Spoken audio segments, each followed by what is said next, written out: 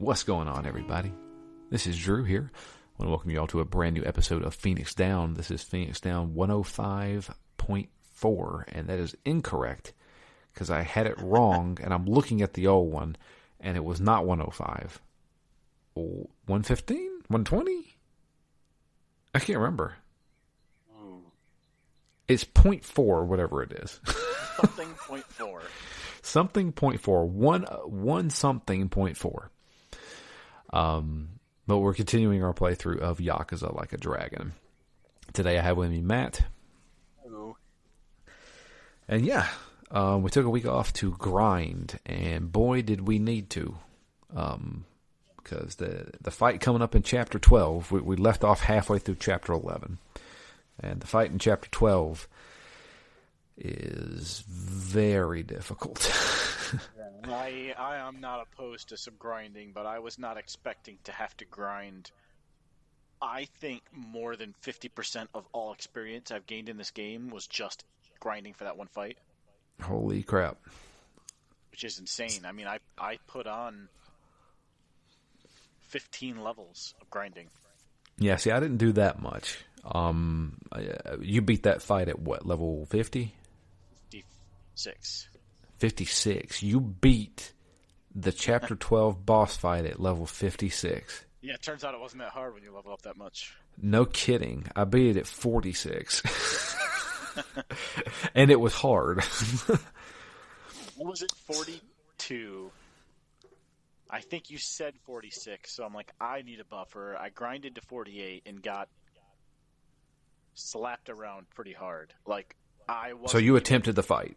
I went through and I played it. I fought the fight 3 times at level 48. And didn't necessarily come all that close at any given attempt. So I said, alright, I need to go to at least 52 or 53. And then, in the process of doing that, I'm like, oh, I'm not that far away from beating the arena. Oh, now I'm not that far away from getting this next upgrade. So I kept going a little bit further than I felt like I needed to round out all of the weapons and everything else that I wanted to get to be as ready as possible for the fight. Right. So it took a long time. I think currently I'm just over 40 hours in this game. I don't even know how much time I got into it. The problem is I think I left it on while doing stuff around the house. So I don't know if it's an accurate representation. I should have probably stopped it, but I just didn't. I just paused it. Yeah, so we left off. We were going to go meet Ryo Aoki, the governor. He invited us to meet with him. He recognized Kasuga, and he's like, meet me at the soap land where you work, and we'll have a discussion. But come alone. So we decided to go alone, but our friends say, well, we're going to be real close. So whatever you do, we still got you back. And we go meet with the young master. We go meet with the young Arakawa. And what's that? Sumi, right? Masumi? Yeah. Masumi. Yeah, Masumi. That's what his original name was. He basically kind of comes clean. He's like, yep, I am who you think I am. And one thing you don't know is that that night on New Year's Eve, when you took the fall for Shishiro, it actually wasn't Shishiro that killed that man. Because the night that we left the hostess club, I was the one who shot the man and killed him. So you actually took the fall for me. And so they make a big deal about this, like, oh, you didn't do this for the family. But if this was Arakawa's son, how is this any less relevant a reason to go to prison? It really isn't. especially it's not for the family, but it's for Arakawa, who's the boss, regardless. Yeah. And and even Masumi's in the family, so they made kind of a big deal about like, oh, you got played because he wasn't even the one that did the killing. I'm like, well, if anything, this is more of a reason. Sure, but so Ryo Aoki was never part of the Yakuza. He was the son of a Yakuza boss, but he wasn't part of the family itself. You know what I mean? Yeah. And I think people look at it like that. I don't know how the Yakuza works exactly, but they may separate their family, their actual family, from the family. I'm not sure. But, yeah, so basically Kasuga went to prison for him. And he tells him to, basically, he's like, I'm going to let you, he's like, so what do you want to do now? And he's like, well, I'm going to do what I want to do, and you need to back off, and you need to leave. And I don't want to see you again. And he's like, well, I'm not going to do that, because somebody has to pay for my boss getting killed. And you obviously have a hand in it. And he's like, well, I don't know what to tell you, but if you don't leave, I'm going to have you killed, basically. Which is wild, because, especially after just revealing that he went to prison for him. So, my first thought was, wow, this is like the least grateful you could be for someone taking the fall for you. But on the other hand, I'm like, maybe this is him being grateful, and like the fact that he didn't kill him immediately, maybe that's his, maybe that's what he's getting out of it. Maybe that's the leniency he gives him. Yeah. So, he leaves, and while we're getting ready to leave, the Omi Alliance comes in and is like, yeah, we're going to kill you. So luckily, the crew shows up, and we run through the back alleys. We have a boss. I would say it's a boss fight, or maybe it's considered a mini boss fight with a kind of like a top lieutenant in the Omi Alliance. But didn't have any issues here. So the only order of business that we have now is to make our way to the Omi Alliance headquarters, because we know that Ryo Aoki's working with them, and they've got some kind of agreement going on.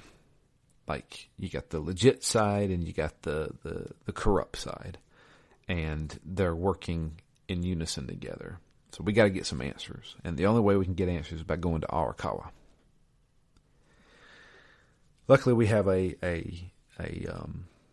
feather in our cap, because Ichiban's old friend back before he went to prison, and for the life of me, I can't remember this guy's name.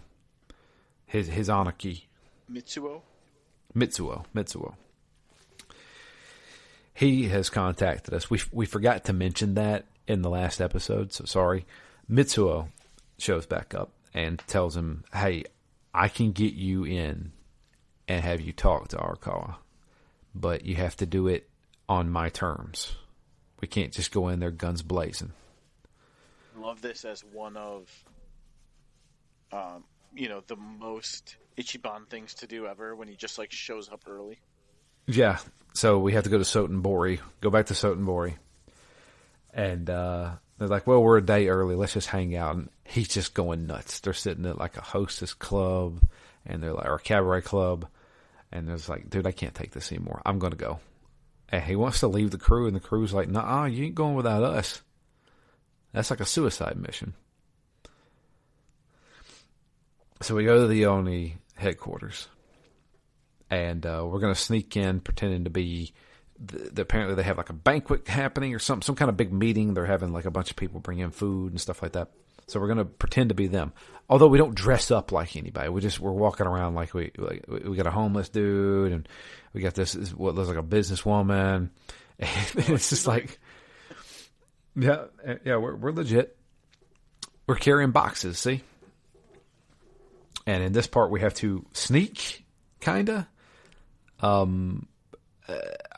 never got a game over, but if you get caught, you can fight the guy. But they keep pressuring. I got caught twice, and I think if I got caught one more time, it would tell me to start over. It happened to me once. So you just start at the beginning of that area if you get caught a third time. Gotcha. Well, we had to sneak in. And we finally make it to the top, and the guards there are like, ho, who are you? And we're like, we're just delivering some stuff. It's like, no, you're a Yakuza. Yeah, we can tell you're Yakuza.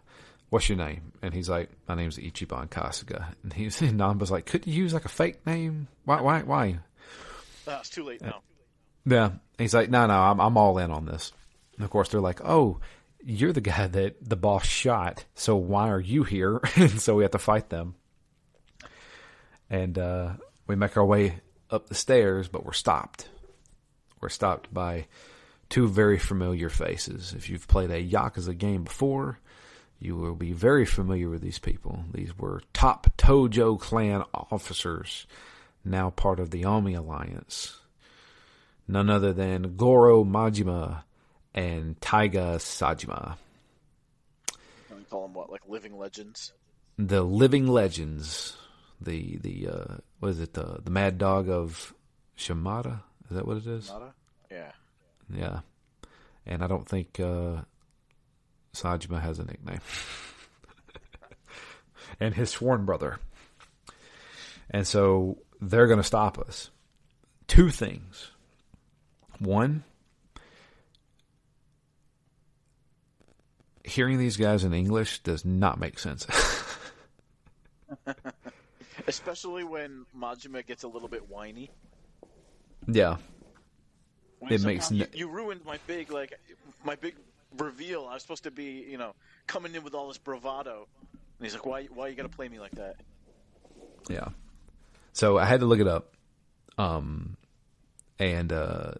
Matthew Mercer is the voice of Majima. If you're familiar with Matthew Mercer, he does the voice of Cassidy Cole in Overwatch, formerly Jesse McCree, the cowboy. And he is also the DM of Critical Role. Oh, nice. Yep. And then I don't know who plays Sajima. But I recognized the voice. I was like, that voice sounds really familiar. It's not Mark Hamill, so sorry.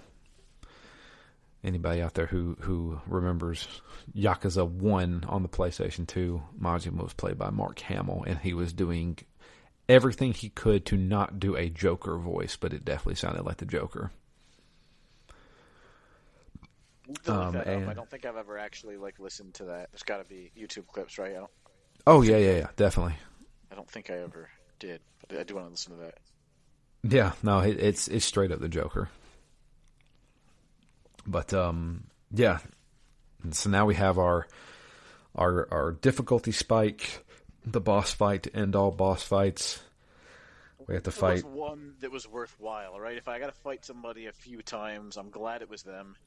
Yeah. Not just like a giant Roomba or or a backhoe or something. I would have been kind of annoyed if you're just making me fight a backhoe now, and it's so difficult I can't progress.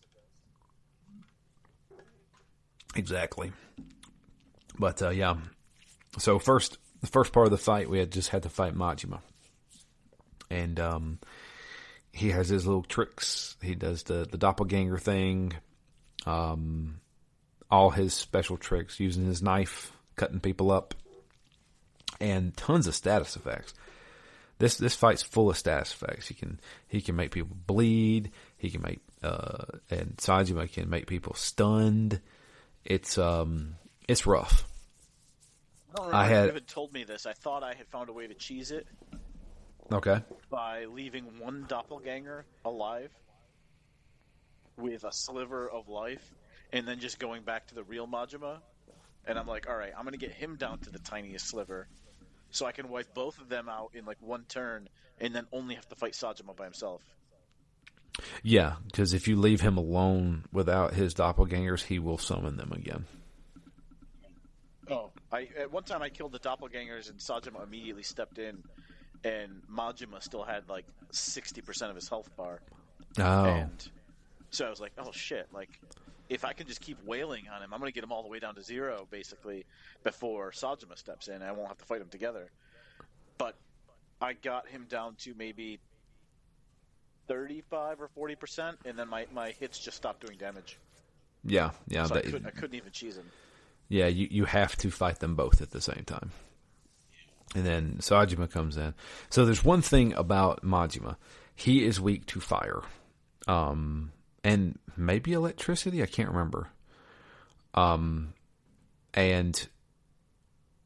Sajima comes in, and he is weak to nothing. He is a bear. He is. I mean, he did fight a bear one time. But, yeah. And so I was able to take down Majima. I beat him. And then the rest of the fight was just a battle of attrition between us and Sajima. But I did have a trick up my sleeve.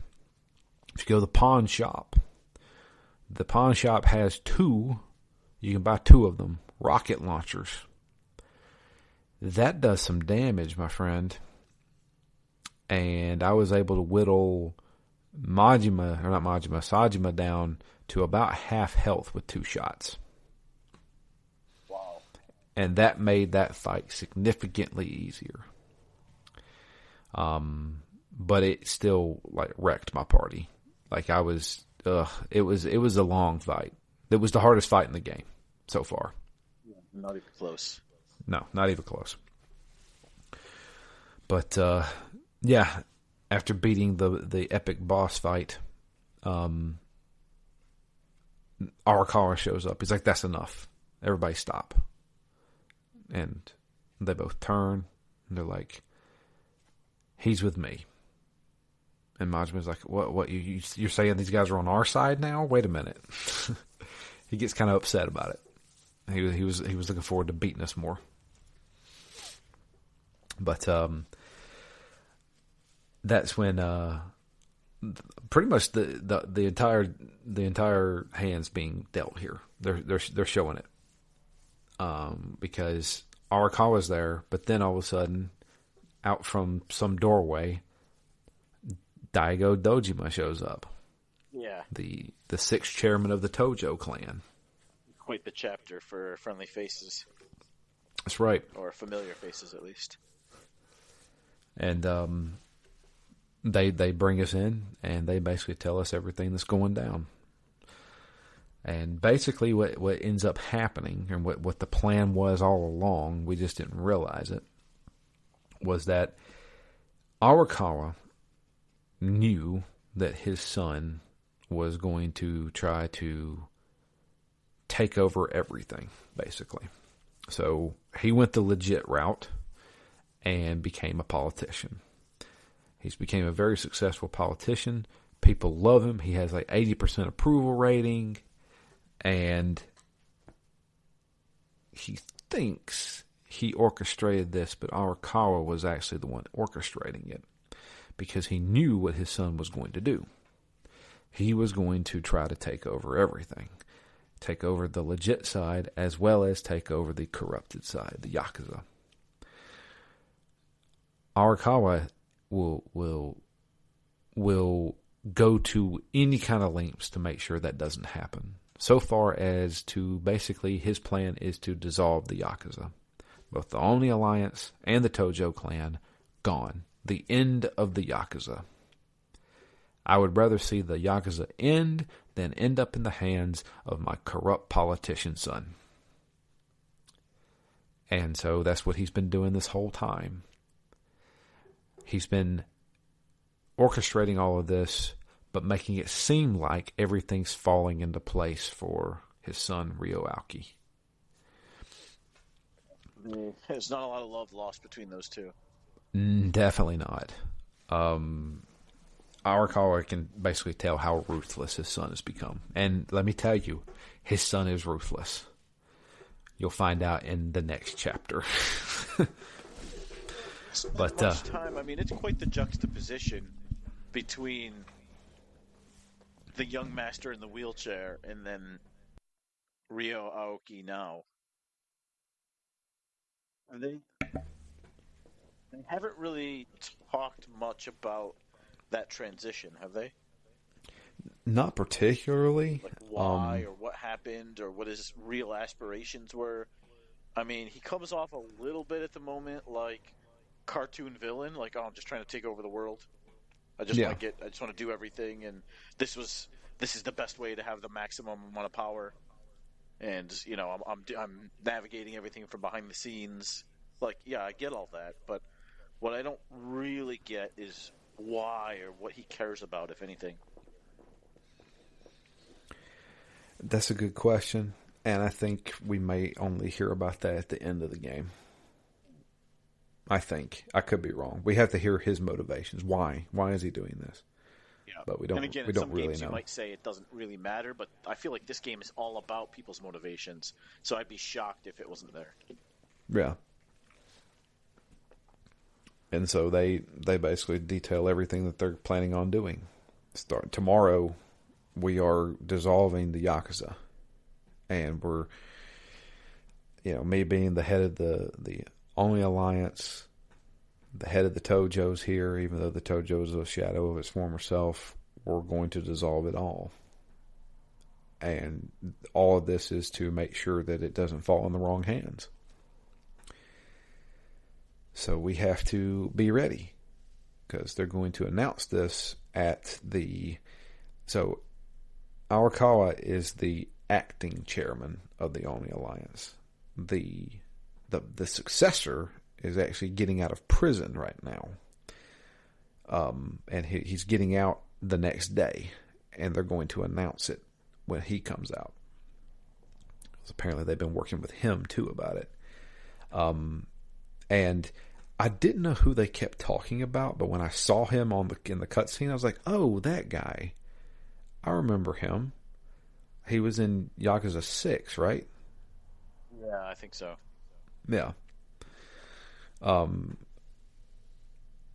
can't remember. What was his name? Do you remember?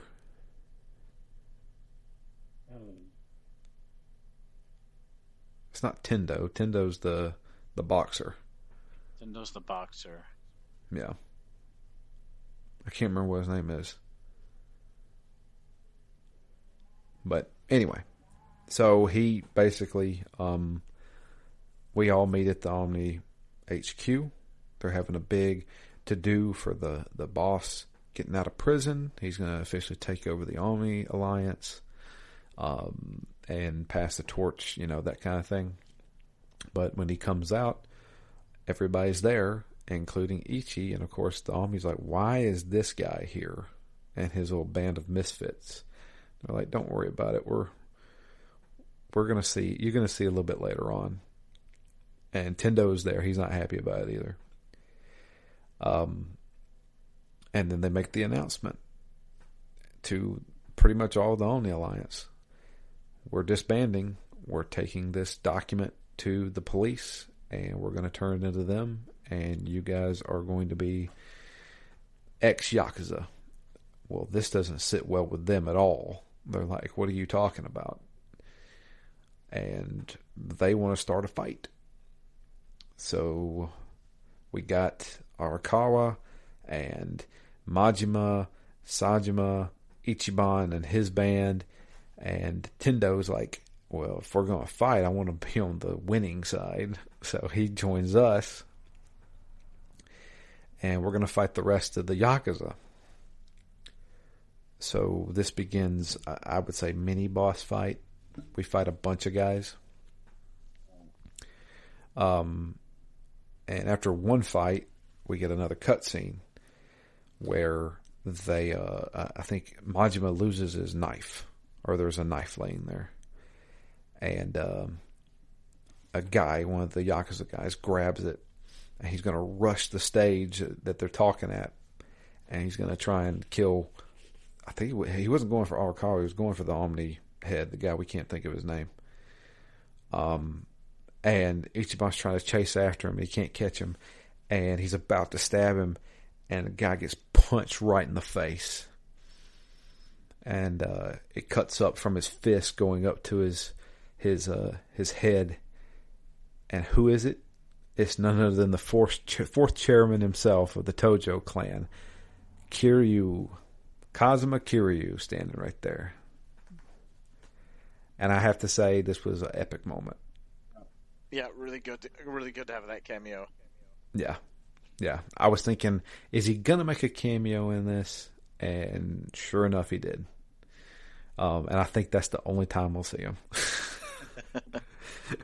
And he's like, he's like, I guess I'll have to fight you guys. And of course, Majima looks. He's like, oh, I knew you weren't gone. And of course, I can't remember who asked it. It might have been Sajima. He's like, how'd you find him? And he's like, oh, that's just a bodyguard I have. I don't know what you're talking about. And they're like, right. No, that's the dragon. And so he joins in on the fight. We have another fight with a couple of guys. Beat all the guys.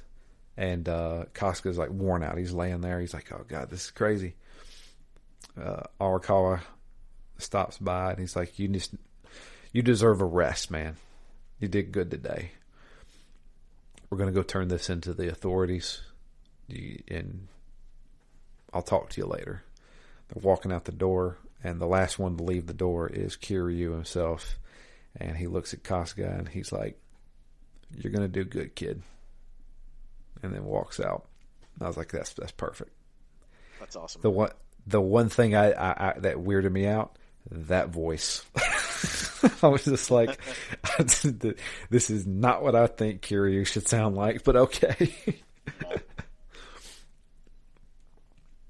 But yeah, and I think is that the end of that chapter? I believe so. Yeah. Yeah. And that was a long cutscene at the end of that chapter. Very long, and that's chapter. 12. No, was that chapter 12? No. Yeah. No, the end of chapter 12 is after we talk to Arakawa after everything's dissolved. Remember, we have the cutscene at the pier. Because we were going to go have Peking duck with him. And he's like, I'm sorry, but I got to cancel. And because he was going to go meet with the head of the Shiryu clan. Hoshino, is that his name? Hoshino, yeah. Yeah. And, Ichiban's like, it's cool, man. We can have Peking duck anytime. He's like, so what are you going to do after this? He's like, I don't know. Retirement's something I never thought I'd do. But, they have a good touching moment. Basically, he's like, look, I look at you like you're my dad. And I think I want to be a part of the family. And he's like, Ichiban, there is no family anymore. Go out and be your own man. Stop trying to live up to me or whatever my standards are. I don't have any standards anymore. Ichiban's got that way of winning everyone over. Yeah. And Arakawa starts to tear up, and he's like, I've always kind of looked at you like a son too. So he leaves, and Ichiban goes back to, I guess, Survive Bars where he's living. And as he's sleeping, he gets a phone call from Hoshino, and he's like, I guess it's a voicemail, but we hear it. And the voicemail, he says, I need you to call me as soon as you can. They found Arakawa's body in the ocean today. And we cut to the next day. We see Ichiban rushing to the covered body, how they always have it. And he pulls the cover off, and it's Arakawa, and he's dead. And he kind of loses it, and doesn't even know what. Yeah, it kind of falls apart. Doesn't even know what to think. And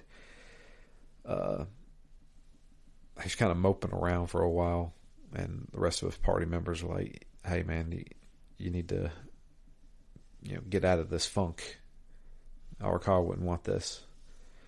And Ichiban gets a phone call from Hoshino. And Hoshino invites him to the restaurant where they had the Peking duck. So that way, maybe we can get some clues as to how this happened. So we go meet up with him, and he tells us that we had our dinner, we talked, he left. I was even suggested I walk him back home. He told him no, he just wanted to take a nice walk by himself, and he kind of blames himself. He's like, if I was with him, he'd probably still be alive right now. And so Ichiban is like, who would want him dead? And of course, Hoshino's like, it would have to be the Omni Alliance. They're still mad at him because they dissolved the Yakuza. Had to be some of the loyalists that they have. So Ichiban's like, well, I'm going to find out, and I'm going to take him out. But I'm going to do it on my terms. Because Hoshino invites a guy in. I don't know why they do it this so symbolically. Invites a guy in, he uncovers the platter, and there's a gun there. And he's like, take your revenge. Take your he's revenge, like, yeah. And he's like, I'm not going to use a gun to take my revenge. I'm going to do it my way. I'm going to do it the hero's way. So he wants to bring people to justice. So,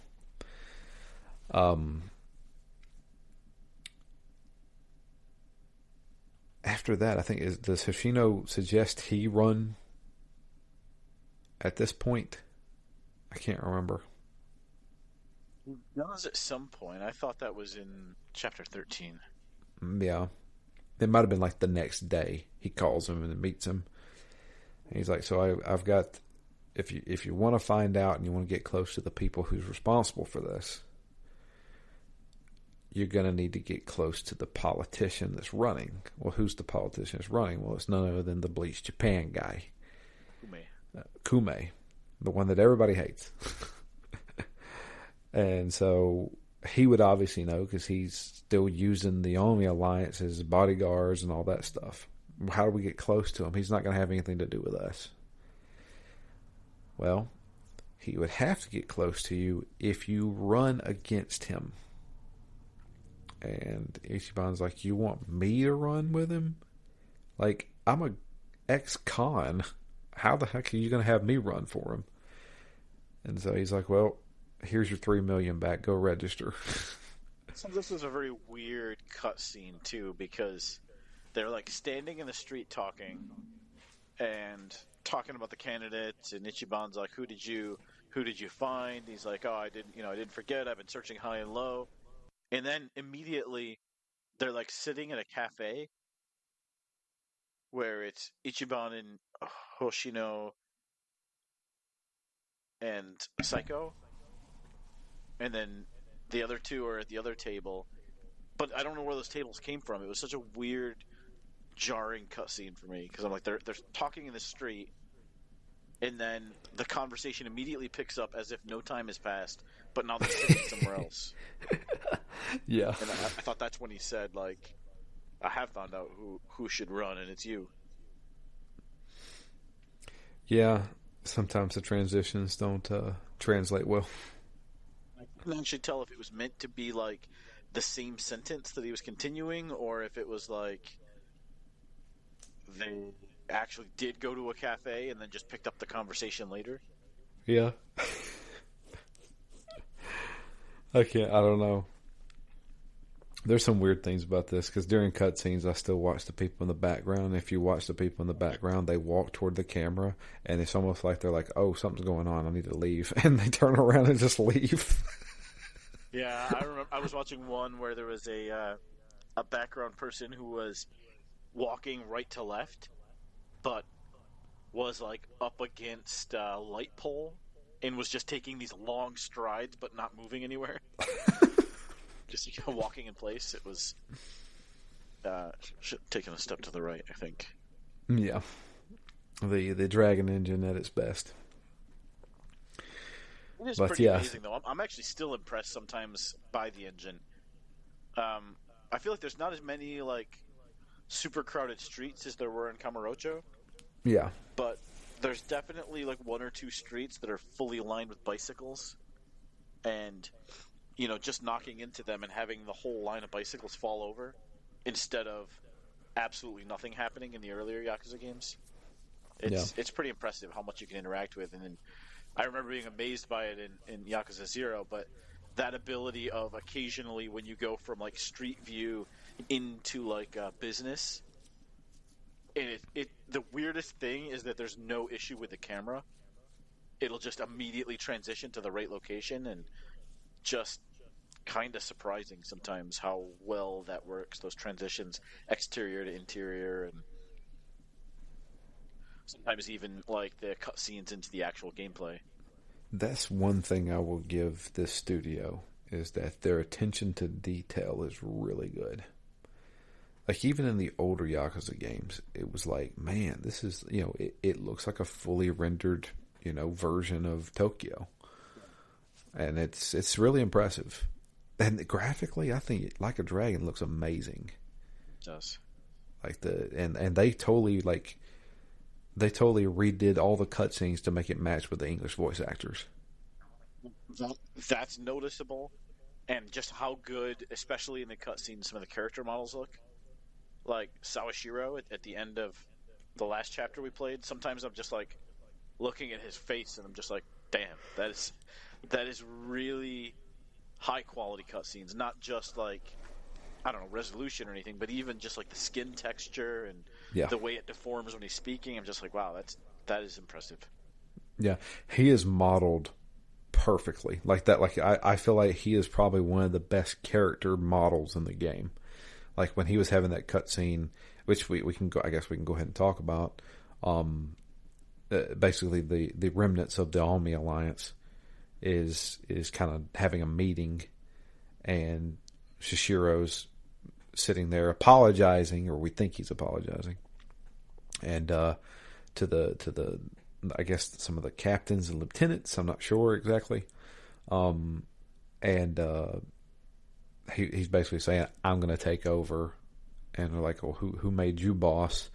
And he grabs that dude by the head and lifts him up and slams him. And then runs him into the wall. Yeah, he runs him into the wall and then gouges one of his eyes out. And the fact that they set that up for a few seconds before it happens. Yeah. Definitely like twinging just thinking about it happening, and then it does happen. It's painful looking. Yeah.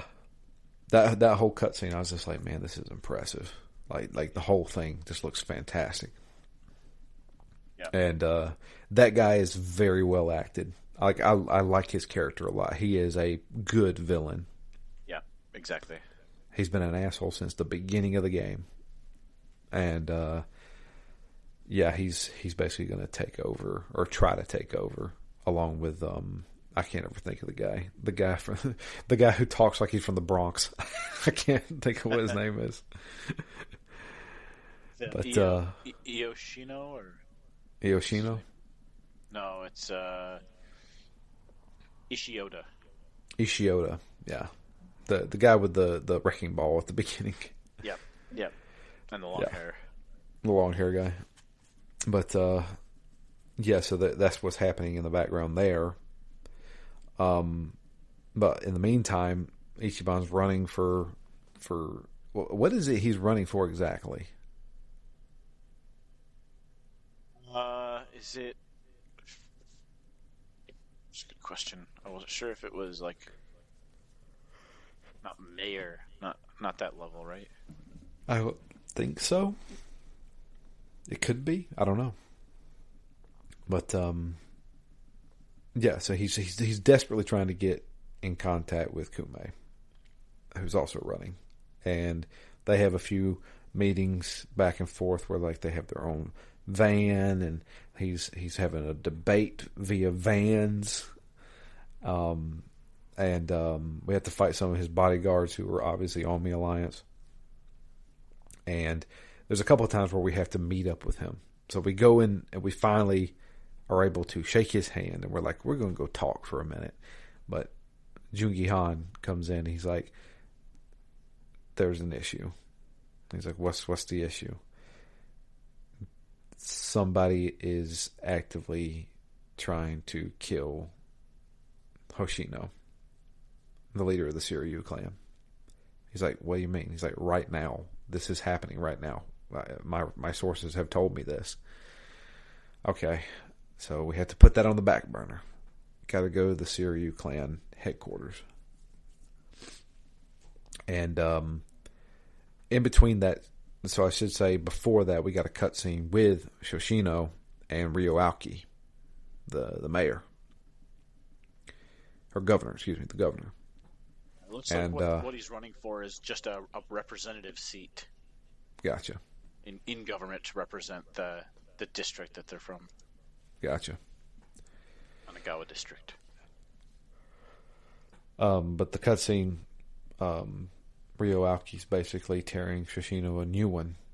Shoshino's like I've got this covered. I'm gonna take over the new Oni alliance. And he's like, what makes you think you're even qualified for that? And he's like, you're not going to run anything. And he's like, so if you want to prove your loyalty to me, this man needs to be dead in the next 24 hours. And he hands him a piece of paper. So we don't see who it is. But we figure it out because we just talked about it. He was sent to kill the Shiryu clan leader. We go and fight some of the new Oni Alliance guys and make it up to the top level. We bust in. Hoshino's there at his desk, shot dead. And we're like, we're too late. Hoshino's sitting there with the gun. He's like, why would you do this? He's like, I was ordered to by Ryo Aoki. And he wants answers. Kasuga's like, all right, whatever. We're done. We're done with this. You need to pay for your crimes. I bet you had something to do with Arakawa too, didn't you? He's like, maybe I did, maybe I didn't. But it doesn't matter because you're going to be dead real soon. So we have a boss fight with him. I think would have been hard had I not been power leveling. Yeah. So that's one thing we didn't really get into. And something that I want to talk about. Because obviously we're playing a video game. We're just talking about the story. But Matt and I both did a lot of leveling. I did some other things too. So I changed out some party members. And the reason why is because I watched, and so I did not spoil anything for myself, but I did watch one of the Games Done Quick events. There was a professional speedrunner who does all the Yakuza games, and he sped run this game. And I watched it to the point where he got to the Majima Sajima fight. And I learned a lot from watching him. The first thing I learned was it doesn't really matter what your level is. Because the fun thing about this game is that there is 0 level requirements for any type of gear. So technically, if you can get the best weapon in the game, you can equip it right away and be really overpowered. And gear is the most important thing. The other thing that is important is using the right characters and the right class. And the big thing that he used throughout was obviously he had to use Kasuga. Can't pull him out of the party. Adachi as an enforcer because he has one of the best attacks in the game, which is the paralysis prong attack. He then used Jungi Han as the hitman class because he has one of the best single target damage dealing abilities in the game. It's called Head Trauma. Head Trauma only costs 7 mana. Wow. So what kind of damage are you using him? What kind of damage are you getting out of that? With Head Trauma, it's a X mash X a bunch of times to do extra damage. Currently, right now, if I do head trauma on an enemy, the first grab will do about 400 hit points, and then he'll punch them in the face probably about 5 or 6 times. Those hits will probably do 70 to 90 damage, and then he slams them on the ground, and that does usually around about, it depends on if it's a critical, but do round about probably about 250. So I'm looking at about 1,000. I'm a little bit more than 1,000. I'd say probably more like around 1,400 damage. And I have the best, but aside from upgrading, so you can upgrade weapons, but I have the best weapons that you can just find in the game for him, which is the Dragon Knuckles. Also, I gave him some really good boots, so many times he'll get 2 turns before an enemy goes. Oh, that's cool. The other character that they used is Aerie. So I enjoyed Aerie for most of this game, actually, so far. In the speed run, they actually do the business management stuff enough to get Aerie, because Aerie, as the speedrunner says, is the best character in the game. And there's a reason why. She has very fast agility, so she's usually one of the first people to go. And they switch her class to the dealer class. The dealer, I can't remember what level they learn it at. The dealer learns a very early skill called Dart Airstrike, where she takes darts and throws them into the air, and it's guaranteed to hit 3 times. Now, it's a random, so if there's 3 enemies on the field, each enemy is going to get hit once. If it's only 1 person on the field, they get hit 3 times. And if there's more than 3, it will choose 3 random people to attack.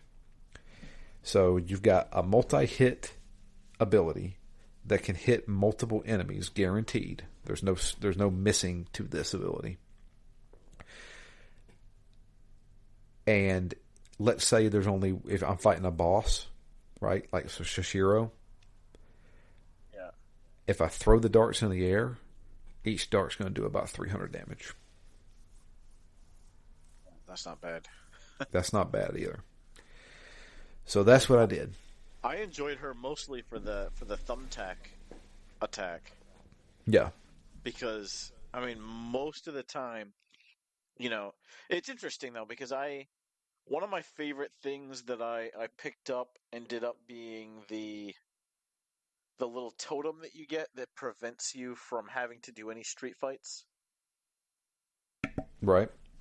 But up until I got to the arena, and I was just, because I probably wasted a lot of time trying to level just by roaming around and doing street fights and going from essentially from one shop to the next. And as soon as I had enough money, I'd go to the next shop, and I just spent a lot of time just kind of roaming around, casually grinding, as opposed to the arena where I was like focused and I was 100% only grinding. Her attack, her first ability so she would always start off every fight because she had such high agility, and then the fact that she could use the thumbtack attack and hit every single enemy basically 2 or 3 times. So you'd almost be getting like 15 hits to start off a fight. Just crazy. Yeah, no, that attack was really good. In fact, they used it a few times for the speed run, but once they were able to change her to the dealer, you can craft, I can't remember what they're called, but they're cards. That's the weapon. Playing cards. For playing cards. I think they're called the death cards or bleed cards. I can't remember what they're called. But I crafted those, and it brought her damage up significantly. And then the big thing to prioritize with her is boosting her magic, because the Dart Airstrike is a magic attack. And it's also considered gun, so it's like projectile attack. And there's a lot of enemies in the game that are weak to guns. That's awesome. So I learned a lot from watching the speed run, and currently right now my roster does not contain a healer because the name of the game is to out DPS the enemy, and that's what I'm doing. That seems so wild to me in this game not to have a healer. Yep. And now, don't get me wrong, I did a lot of grinding because when I switched area to dealer, she was at rank 1. So I went back to the Sotenbori Battle Arena, which is where I did all my grinding. I beat the arena, and you can choose to start at level 26 and go to level 30 because it ends at level 30. I got to the point where level 26 to 30 I could beat in about 6 minutes. And each time you do that, you're almost guaranteed a rank up, if not a level up. On top of that, you earn 1,800 or 1.8 million yen each time you do a run, which means I was then using that money to go level up the workshop, and then craft better gear for my teammates. Now, Adachi currently has the best weapon out of the whole party because I've got his riot shield. I can't remember. I think it's called riot shield. I can't remember what it is, but I've got his to the second to last level up. And so with the paralysis prongs, he's doing probably around 1,800 damage every time I do it. And also sometimes procs paralysis against enemies. I wonder if that one's better. I was using the riot shield for ages, but once I upgraded the workshop, I ended up crafting like the golden shield, right? Which I assumed was better than the riot shield because I don't think it unlocked until I got to level 2 of the workshop. So I think I'm not usually doing that much damage. I think I'm only usually doing about 1,500. So the gold, I made the golden shield as well, but after doing more of the workshop stuff, the shield, God, what's it called? Let me see if I can find it here. I've got it up here. Enforcer Special Ops Riot Shield is what it's called. Oh, that's a different one. Okay. Yeah. You make it from the bulletproof shield. So the bulletproof shield you will eventually turn into the Special Ops Riot Shield. And then you can do an EX version of it and then an EX version of it. I currently have the EX version. So how many times did you... It's all just leveling it up? Yeah, it's just crafting it up. You can then turn it into something else. So it goes from Bulletproof Shield to Bulletproof Shield +1 to Special Ops Riot Shield to Special Ops Riot Shield EX. That way. I thought I had it at Bulletproof Shield +2. It may be +2 then to that. I can't remember. Okay, that's where I had it at when I switched to the Golden Shield. Yeah. I wonder how much I would need to go back and level it up. It's always funny in games when they do that. They're like, here's all this new shiny gear, but if you put in all the time on your base wooden sword, you could get it all the way to the max. Yeah, and that's the best one in the game. Yeah. I'm currently with Ichiban. I'm currently using the dragon bat. That every time he attacks, it does area of effect damage. Yeah, I read that in the description, and I'm like, oh, that's awesome. And then I feel like every fight I had for the next 2 hours of game was like a boss fight. Mm-hmm. Yep. Or I was using some other attack by him, so I'm like, I never actually saw the area of effect attack for a while. Yeah. That's pretty cool. Yep. Nah, there's a lot in this game, dude. Almost everybody, well, 2 or 3 people with the dragon boots. It's interesting in the arena how, you get that prize for winning each level of the arena, which is good.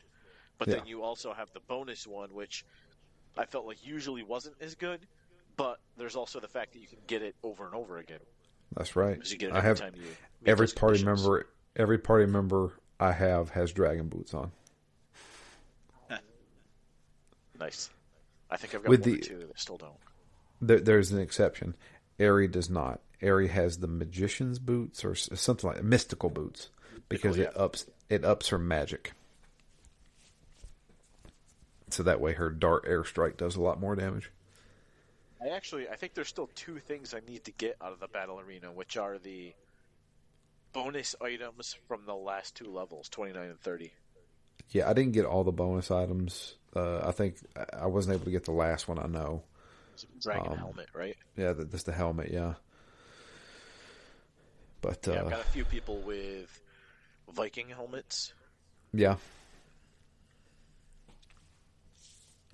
Um, but yeah. yeah, So still boss, a lot more to get there. So, especially if I need to get multiple millions more, then I guess I still have a few more chances to get that helmet. yeah. I mean, eventually you'll over DPS to the point where you're just running over guys. Which you have to do, I think, in those last couple of arena levels, because you have to win in like 5 moves or 7 moves. Yeah, 7 moves for the last one. But yeah, back to the story. The boss fight with Shoshino. Like I said, I don't think it was particularly difficult. For some reason, he decided to target just Jungi Han. I guess because Jungi Han was mashing on his head. So he defeated Jungi Han. I had to bring in Psycho, which was fine because I could just throw out healing stuff because I was still doing a lot of damage with Adachi and Eri. But he wasn't that difficult of a fight. I was thinking, oh, this is actually easier than what I thought. At this point, I'm level like 53 or 54. I can't remember.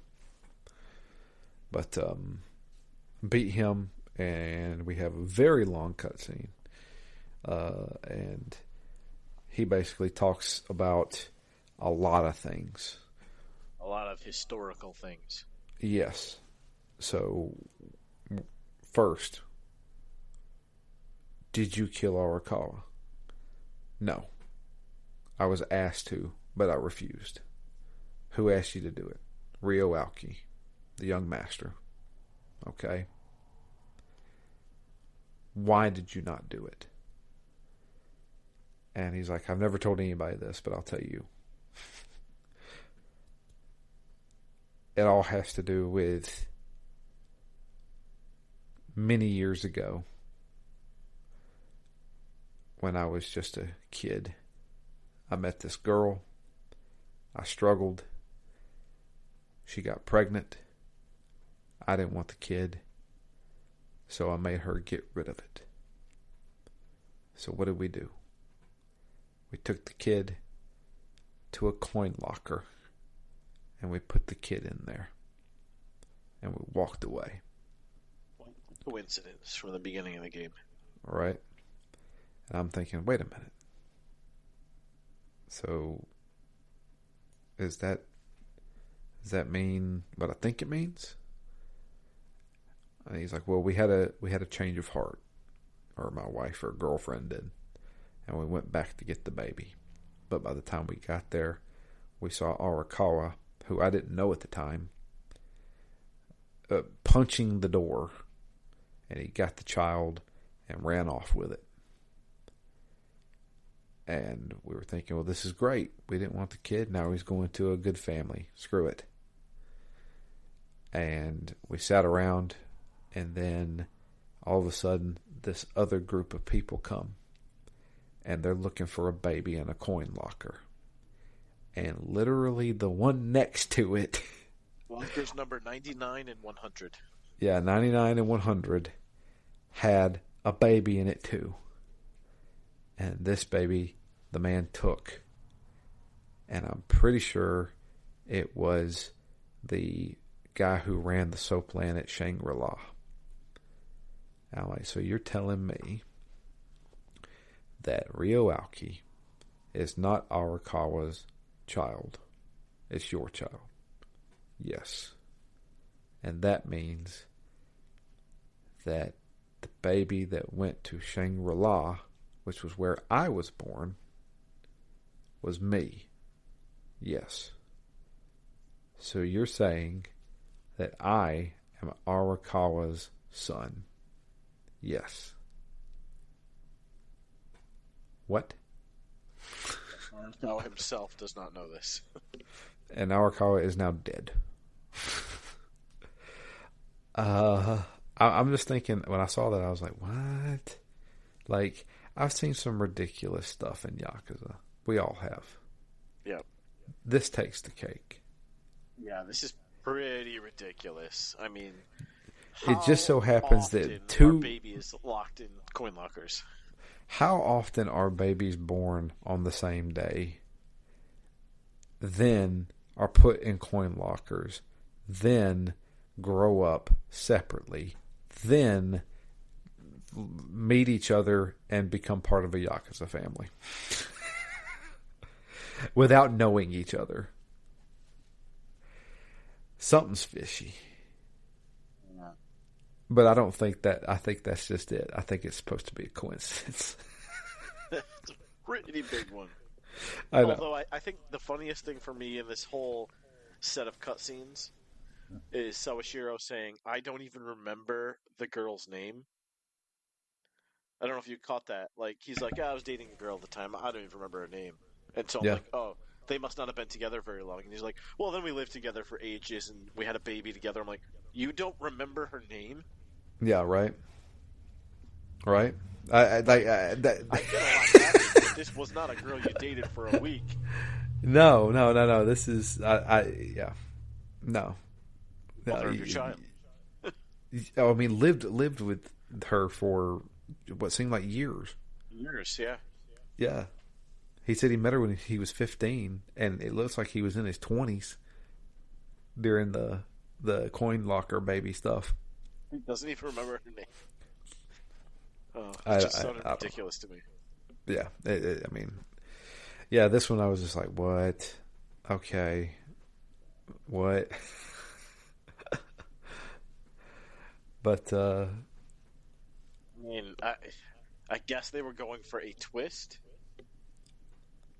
Yeah, like, but you usually... didn't see this coming. I'm like, well, no, I didn't, because it's ridiculous. Nobody did. Nobody did.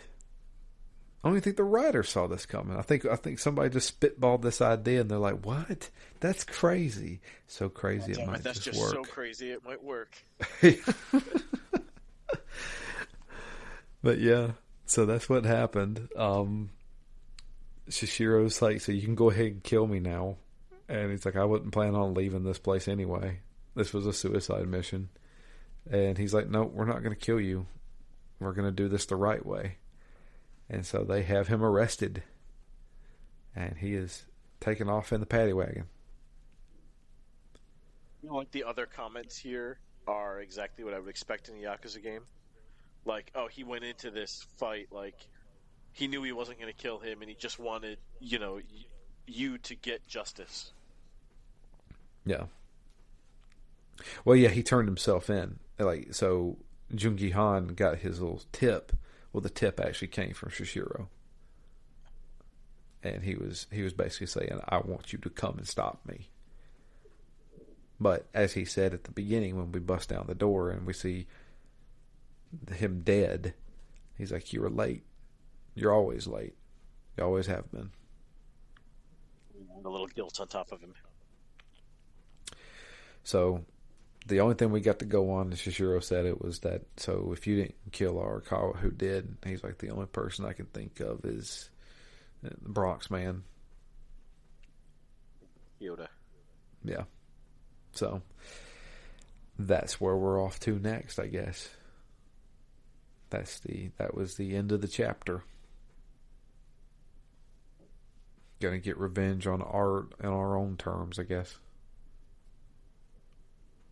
Interesting the way they name the chapters, right? Like, you start chapter 12, which took me 2.5 weeks to finish that one chapter, but the name of the chapter is End of the Yakuza. Yep. Right, and you know, it's pretty intense. And then the name of chapter 13 is Coin Locker Baby. Mm-hmm. And then they end it with like 30 or 40 minutes of cutscenes. It feels like yeah, you you get quite the story about the coin locker baby. Mm-hmm. And the next one's called Passing the Torch. And I don't know what the final chapter is. Ooh, the Ending. pinnacle. Yeah. The end. The end. But we do have an email. Comes in from Jamie. It says, "Hi guys. So I've fallen off the wagon a bit on Yakuza. Everything was going fine until I went on vacation. Then when I got home, I ended up going on a work trip. So the timing just hasn't worked out so far. I can say that when I was playing it, I was really enjoying it. I know you all had to do quite a bit of grinding, and hearing that kind of puts me off of the game a bit, but I will keep playing. I just likely won't finish it anytime soon. I can't remember where I left off, but I had only just started being able to make or repair my weapons. I found it hilarious that so far the best weapon I have for Ichiban is a massive massage machine. He's had it for ages, and I can't seem to find anything better, which I suppose checks out. I also got my first new character in a while, and she seems pretty great. Didn't think I'd like the characters in this game, but I really do. I'm hoping that I get more time to play, maybe if I take some days off over spring break. But either way, thanks for the suggestion because I have a ton of fun playing it. Looking forward to the next game I can play. Hopefully the timing works out a bit better." Well, I'm glad that you're enjoying the game. It's definitely not traditional. Pretty consistently fun game, I would say. And I really thought Chapter 12 was going to be the end of my enjoyment of this game, because I almost never enjoy battle arenas in games. Sure. Like, I feel like everything comes to a halt, and you're just doing the same thing over and over again. But this, I don't know. I don't know what it was that was different about it. Maybe it was the fact that I could make it all the way through. The fact that I Right. finished it, I'm like, wow, this was a mountain, but I climbed it. Yeah. Or the fact that you get so much out of it, like you get regular rewards, bonus rewards, you're getting new good weapons, like feels like every other level. Yep. Plus you're getting a ton of cash that you can go do other things with. So I felt like there was one point where I think the first time I played it, I got to about only maybe level 16 or 17. And I think I got beat once, and so I just kind of stopped. I'm like, all right, well, I know I can beat the first bunch of levels, so I'll just keep replaying those for a while. But I never felt like I hit a wall there, which is funny because the only reason I'm playing it is because I hit a wall elsewhere in the game. But that also I take as a positive because I have an outlet. It's not like I've hit a wall and there's nothing I can do.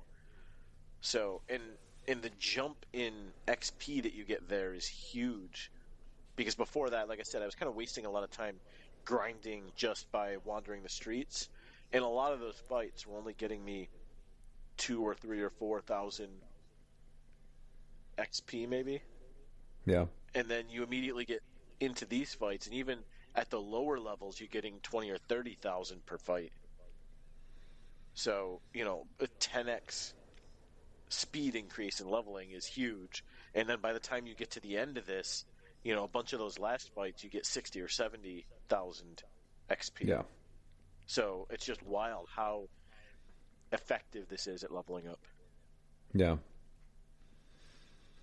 I think it was fast. I mean, I spent many hours with it, but I felt like they were relatively rewarding hours for the fact that I was just doing a battle arena.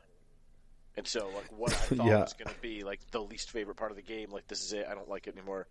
How ridiculous that they would put such a brick wall of progress in the game. But it turned out I just ended up doing something else for a few hours, and it wasn't really any less enjoyable than what I was doing before, and then I'm back to the story. So, surprisingly not terrible.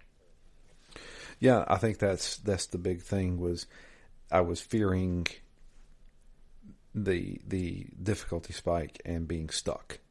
But they opened up things that I felt like I could do. You know, I was actually surprised. Like, so when I was playing it and grinding the battle arena, and I made it to level 30, and I beat the guys there, and I got the achievement saying you beat the battle arena. I'm like, oh, this is the end of it. Okay, well, I actually can do this. This all right. So and it was like it made you feel like you were progressing, even though you weren't progressing in the story. You were progressing by getting money, getting experience points. And I was like, all right, so they kind of cushioned it a little bit by making you feel like you're still progressing and getting stronger. Why do you think they did that, though? That's a good question. Because they easily could have not... Like, you don't even need the battle arena if you hadn't had the wall there. Do you think they just did it to add content, or do you think they did it so that you would spend the time, get more weapons, and feel the upgradability?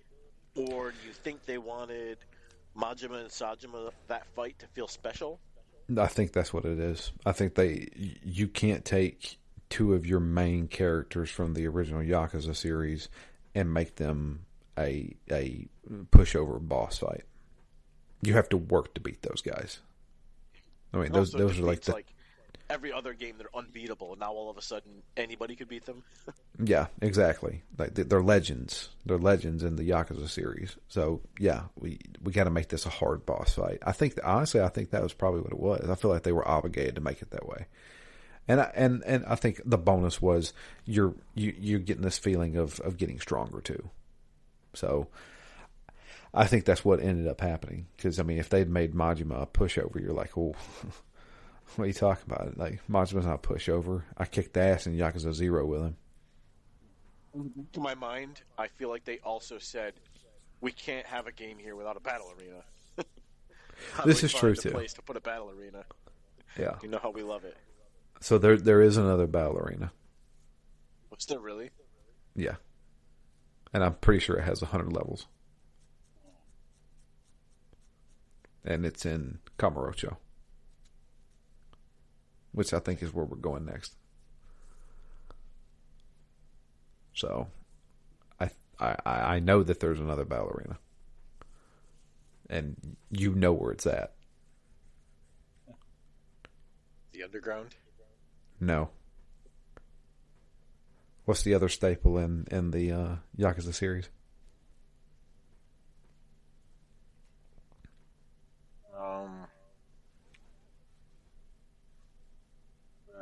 The gambling area? No. Almost every Yakuza game ends in this area. Tower? The Millennium Tower. So yeah, there's another one you can do. There's so much in this game.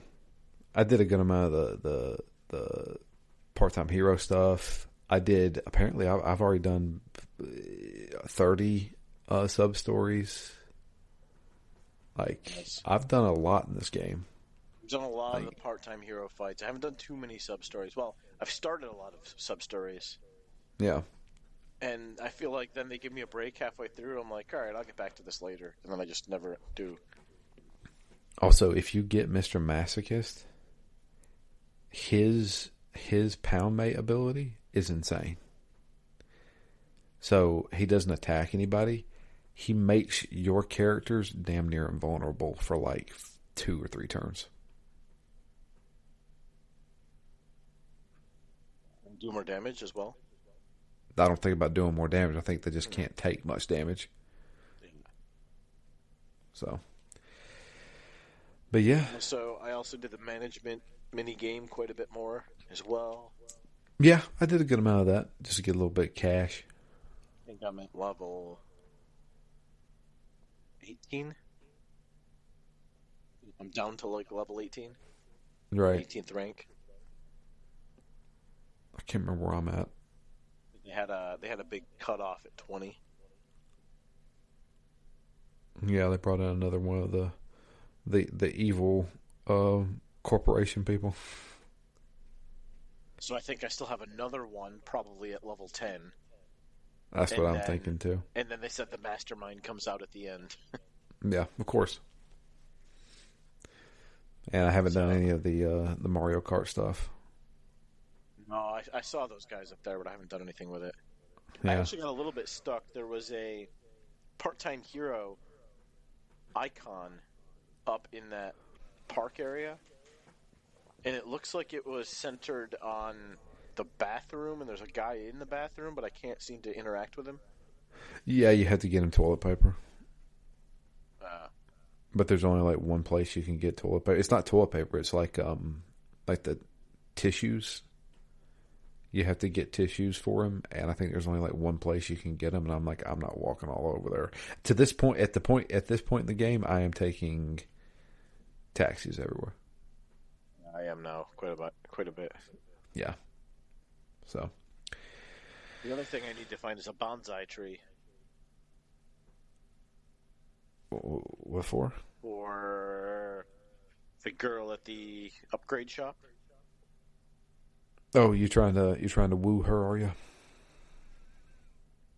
I guess in some capacity. I wasn't sure if it was going to get me a better price for the upgrades or do something. I don't know. I figured that seems to be because I actually like ran out of places to buy weapons and stuff. So I'm like, all right, I need someplace to sink my money. And since that next level upgrade for the shop is like 20 million, I'm like, I guess this is where I'm going to be coming back to quite a lot for future upgrades. That is where you get the best weapons in the game. But there is a store that will open up later. I know there's a store in Kamurocho. Whenever you go to Kamurocho, which I'm guessing is in this chapter coming up or the last chapter, where you can purchase the best non-upgradable weapons. Oh, nice. So like the Dragon Bat that does the area of effect damage, I think you can buy it at that store. But I think it costs like 20 million yen. They're very expensive. So there's just a lot in this game. I mean, obviously, we've been playing it for 2 months now. Like I said, I'm over 40 hours in. Like this is quite the commitment. Yeah, but I'm having a good time with it. That's the thing. Yeah, me too.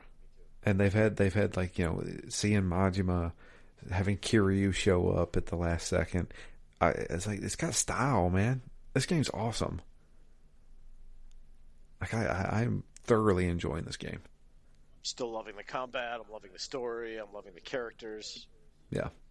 The characters, I will say, blow anything out of any other Yakuza game out of the water. Like, the story may not be number one. I still think Yakuza 0 has the best story.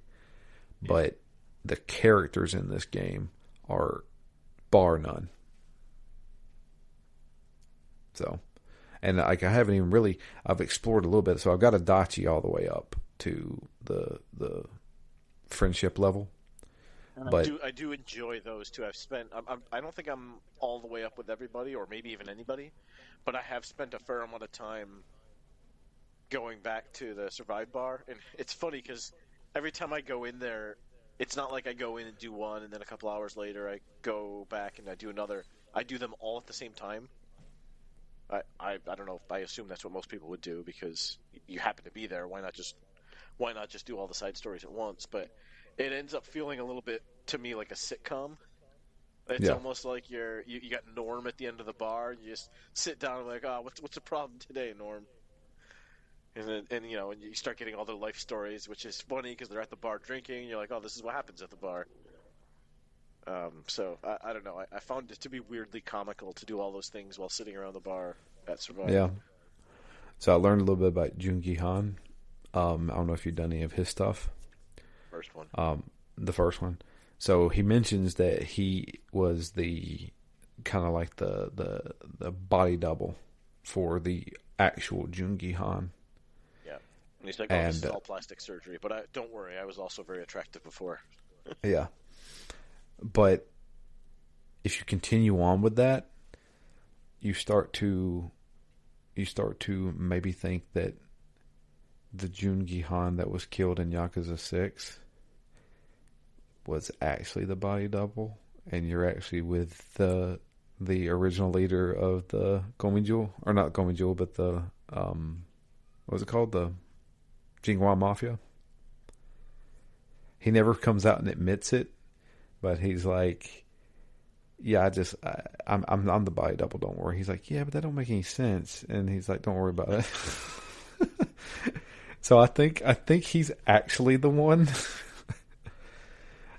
It's really good. Like doing the friendship stuff at Survive Bar is really good. They did a really good job with the characters and stuff. But that's it. We've made it to chapter 14. We got 2 more chapters to go. We're going to finish it on the next week, or at least attempt to. I think we will, though. Yeah, I think we will. Yeah. But thank you for those emails, Jamie. And anybody else out there who wants to send an email, it is drew@ztgd.com.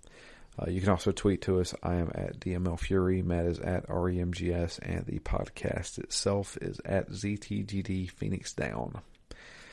But that's going to be it for us. Thank you all for listening. And until next time, I'm Drew. And I'm Matt. And we are out of here. You guys have a wonderful week. And we'll be back next week with the conclusion to Yakuza Like a Dragon.